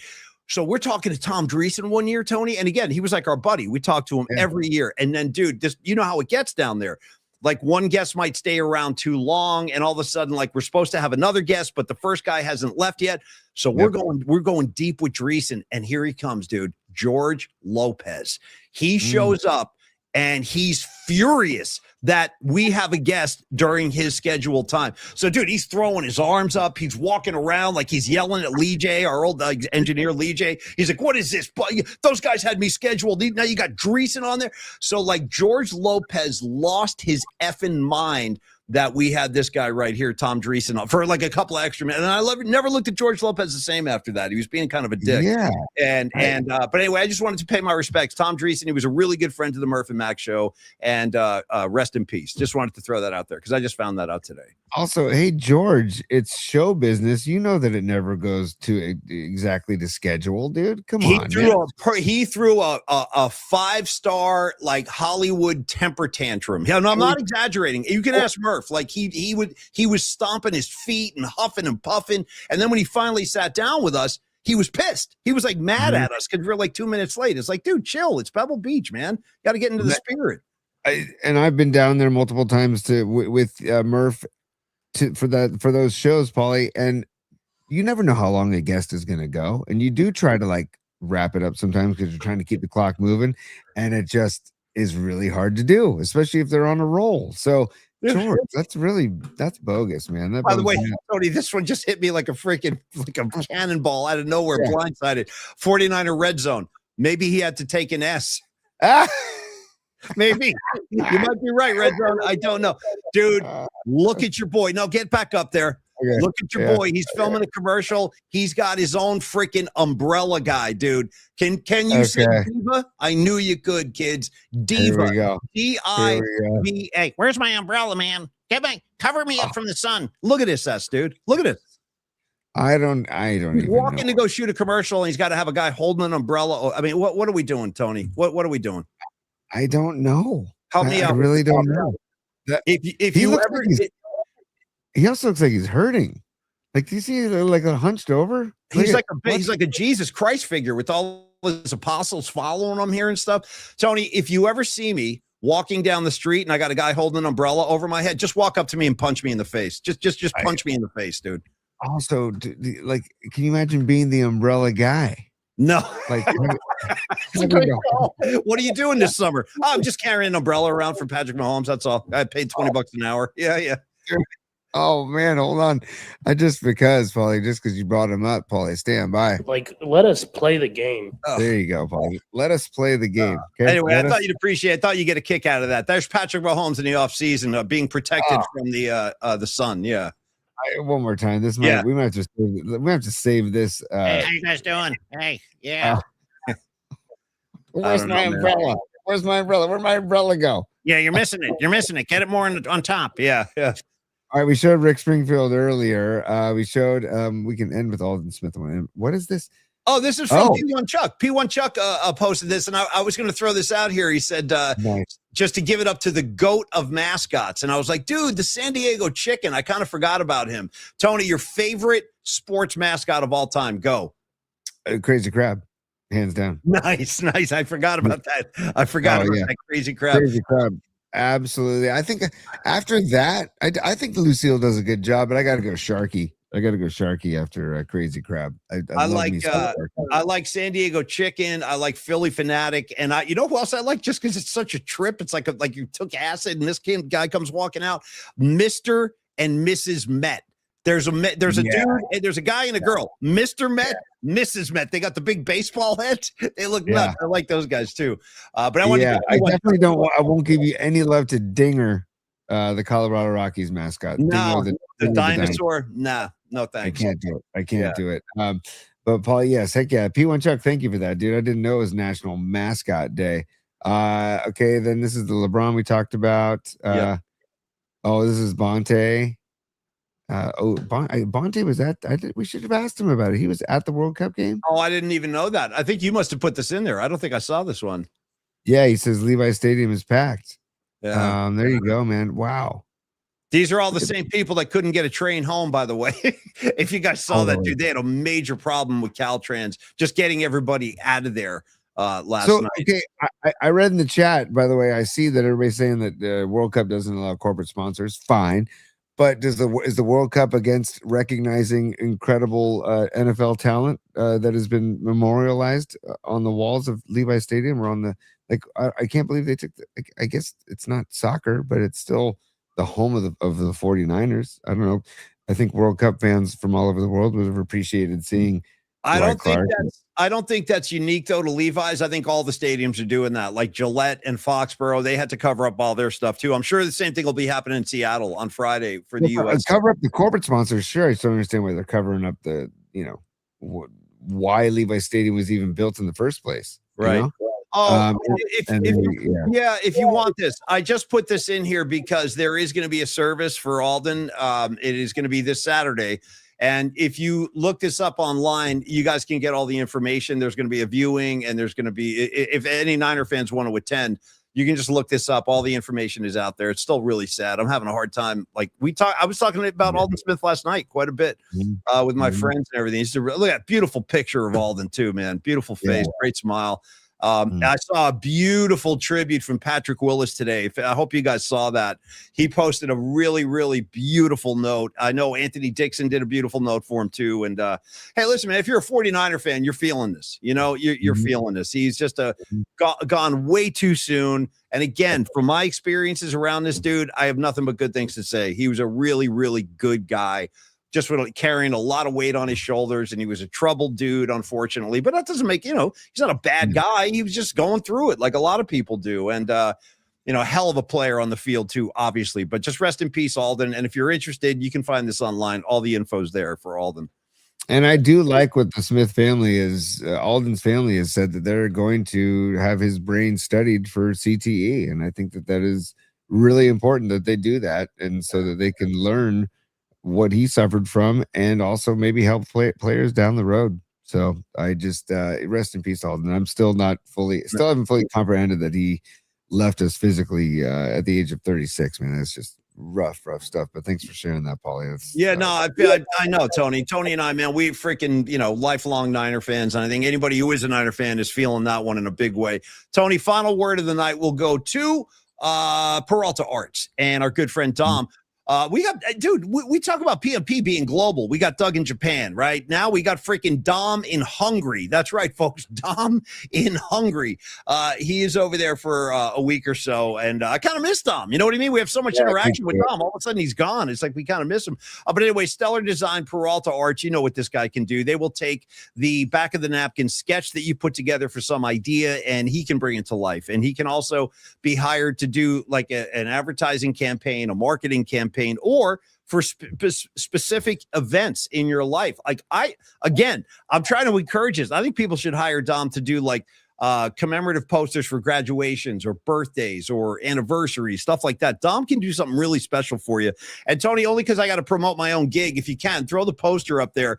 You'll get an example of Dom's work right here. He did the poster for my gig this Saturday, Paper Mill Creek Saloon up here in Marin. Would love to see as many PMPers out there as possible. We are going to have a hell of a good time, Tony. We have put together, there it is right there. That's Dom's work right there. And please do join me. Music starts at 8 o'clock. 2 sets. First set, a lot of your old favorites and a lot of stuff you probably didn't see coming. Tony, I'm talking about like, let's see, Pearl Jam, Bad Company, The Stones, The Pretenders, The Doors. These are just some of the bands we'll be playing in the first set. And then second set, we get out in the space and we're going to play Grateful Dead music. And and again, Tony, same thing. Like you and I surround ourselves with better looking guys to make us look good.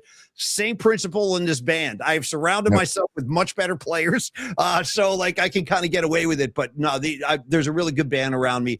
Tyler Schusterman on guitar, David Drutz on bass, Bob Marcucci on drums, and yours truly doing some rhythm guitar and vocals. And Tony, we'll get you at the next gig in at Brisbane, because we're going to play in July at Brisbane Inn again, so you can come on down to that one. I know Tony's got where is your game this? I know you got a coach this weekend. Where's your game on Saturday? We have a Little League All-Star game at 6:00 in Palo Alto, Paulie, Palo Alto, because it's the last hurrah for Little League All-Stars. So it's our District 12's tournament starting. It starts that Saturday, and we have the last game of the day against San Mateo American Little League. It's San Carlos Little League going up against San Mateo American.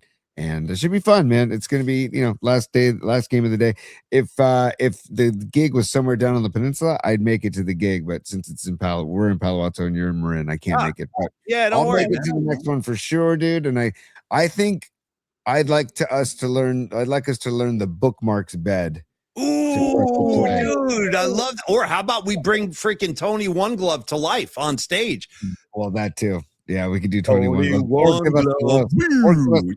Can you imagine if you break out with the give us the Los? Give us the Los. Dude, don't put it past me. And I really, really, really want to have my tap dancing friend just for additional percussion, dude. The girl you showed at the beginning of the show dancing to YYZ. Yeah. Any chance I can get one last piece of her before we wrap tonight? And thank you, Peralta Arts, by the way. I'm sorry. 650-796 3144. Call Dommy anytime. One of the nicest guys on the planet and an unbelievably talented artist. So hire him for any number of projects you might have in front of you. Email Dom as well. Dominic@stellar.design. Thank you, Dom. Thank you, Peralta Arts. We'll see you soon, Dommy.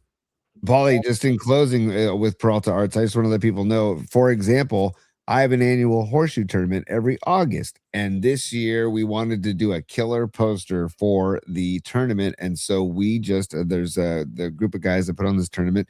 We just hired Dom and Peralta Arts to come up with the poster for our tournament. So it goes back to if you have a special event coming up or a special someone you want to make something for, hire Dom, put your heads together, and you guys will come up with something fantastic. Dom will come up with something like this that we're looking at right now with the Paper Mill Creek Saloon.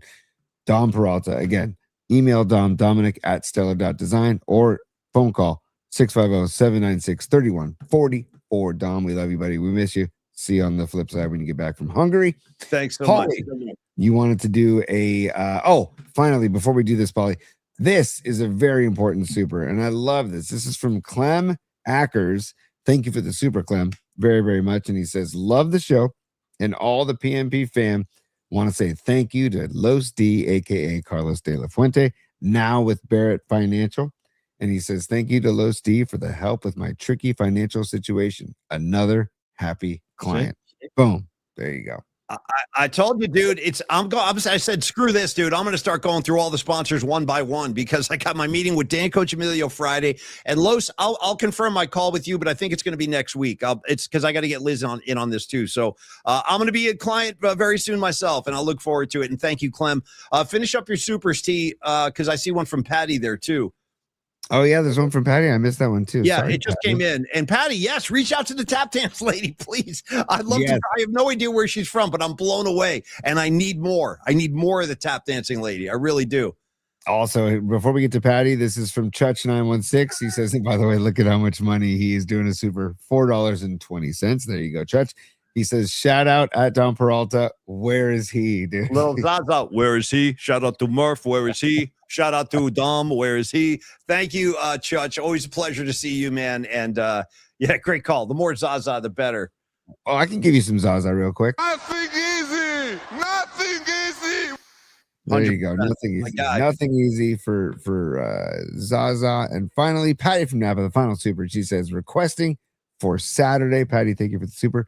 Stagger Lee. She says, also, numerology. I had it written down and only 142 because this is episode 342. Patty, you are on it. This is why you rock. This is why you ruled. Behind the curtain, Patty is calling all kinds of shots for the PMP Army, for the PMP Familia, for our show. Patty, thank you. And she says it's number 42. Mr. Ronnie Lott for episode 342. Numerology today. There's only 142. Ronnie Lott, Paulie.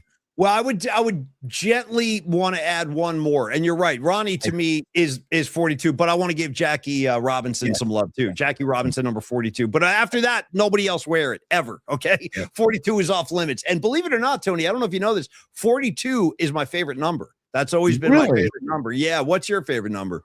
That's a great question. Well, it is now 44 because both my kids were born on the 4th. But I've always loved 17. I wore all through high school and college. Shout out Chris Mullen. Yeah, definitely, dude. And Mark Grace had it back in the day. I really liked Mark Grace back in the day. He was a lefty first baseman for the Cubs. I like 17 too. It's a good number. 17 is a good number. Yeah. Yeah, me too, buddy. So, but Paul, on the way out, you want another taste. I wouldn't mind if you don't mind. Yeah, I could use another piece of the dancer. Last thing tonight, guys, and we'll let you get to bed here. But I could use another piece. Yeah. And look at the joy. Her name Ariel Hyatt, by the way, Ariel Hyatt, and at Ariel Hyatt step dance. Here we go. I'm already getting psyched. I see the plywood on the floor, man. Let's rock. Let's go. Dude, and look at the joy. The joy she's here we go. And you're gonna love the song she chooses for this one. This is another new video. Here we go.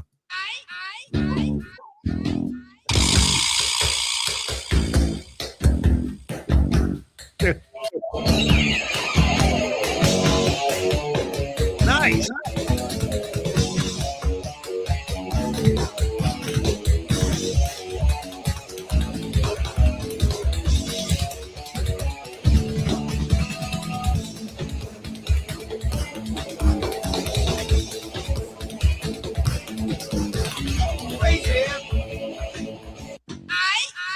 Hey, dude. By the way, Paulie, I don't know if it's the real Sharon Osbourne, but do you see the comment right there from Sharon Osbourne? It says, "Oh my God!" For me to read. What does she say? It says, "Oh my God, Ozzy just loved watching people tap dance. He was obsessed with it. At one point, he would just love this. I hope he's watching. Thank you." Yeah, wow. That's awesome. I get it though. I'm kind of like hypnotized by this girl. I'm a huge fan. I want to have her become a regular part of the show. And yeah, Patty, if you can get a hold of her, we would be forever grateful in a very big way. Hey, want to thank Bonta Hill for coming on tonight. It's always a pleasure talking to Bonta. Tomorrow we're going to have to decide what we're going to do Friday. So we'll announce that tomorrow. If we're going to do a brunch show, which might be the move actually. And also we got to come up with a musical assignment too, because I don't think we have a sponsor this week, so we got to come up with something, and we will. Maybe because it's the World Cup, something international, like bands from all over the world. I don't know, something like bands from different countries. I don't know. Yeah, maybe we do bottomless mimosa brunch with PMP on Friday at 10 a.m. Paulie. I don't know. Well, if you're going bottomless mimosa, dude, I'm going bottomless grass. I'll be spinning up bottomless gays. You know what I mean? You can do. It's never been done before on the show, and I probably shouldn't do that, but it would be fun. All right, we'll talk about it tomorrow. I want to thank the Nutter and Patty from Napa, John Joseph, Badges, Miguel, Rags in Jersey, talking Mariano Rivera. Yeah, number 42, Rags, no question. Thank all of y'all. NorCal Refrigeration. Robot Centaur, Noemi, Ray Goodman, Miguel. I see you guys. We love you guys. Everybody have a beautiful night. And Tony's going to take us home, and we'll see you tomorrow at high noon. Yeah, Paul, I'm just going to do a little montage here. So say good night to the bad guy. Pelican flag. Come on, Pelican. Oh, good for you. Hey, Paulie. Hi, Phil Sims here. This is great iced tea. Nice. What can I say? I'm thrilled. You got the touch. Ah! I got to finish the power. You got the power. Yeah. And bombs away. And we would all like to be able to live an uncluttered life, a simple life, a good life. Herb.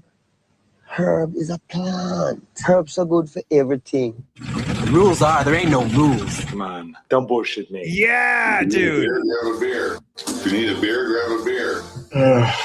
And business hours are over, baby. It's business now. It's business time. Ba-dum.